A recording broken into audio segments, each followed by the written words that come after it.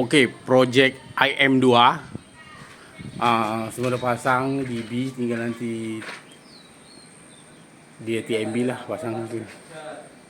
Okey, IM2 semua dah siap, wiring semua. Okey,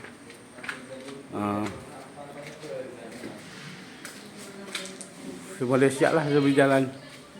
Ceiling dah boleh jalan. Okey, pipe air dah siap, semua dah siap lah.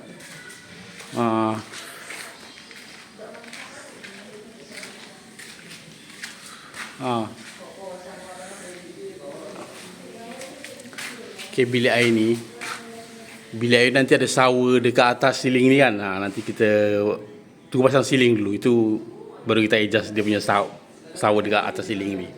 Ni bilik air ni kan, air pipe semua dah okey, dah jalan.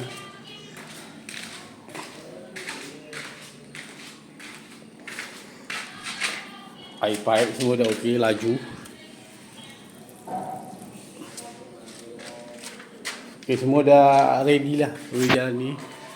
Washing machine semua dah ada apa. Okey. Di sana ada kabel top. Jadi IM2 dekat sini semua dah pasang lah.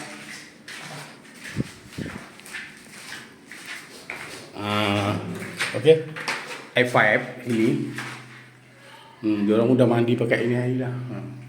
Semua sudah jalan, dah jalan. Okey, ready. Okey, dah boleh jalan lah semua. Tapi sini, dekat ini ada kesan bocor lagi. Nanti kena cek balik lah. Okey, macam tu saja cerita kita ni hari. IM2 dah boleh tinggal lah. Dah boleh tinggal, dah siap. Jadi kita akan pindah lain tempat lah. Okey, macam tu saja. Ni lah, dia orang tepuk mozaik. Sebab pakai tembak kecil, itu yang lambat sikit. Kalau tembak besar cepat sikit. Okey.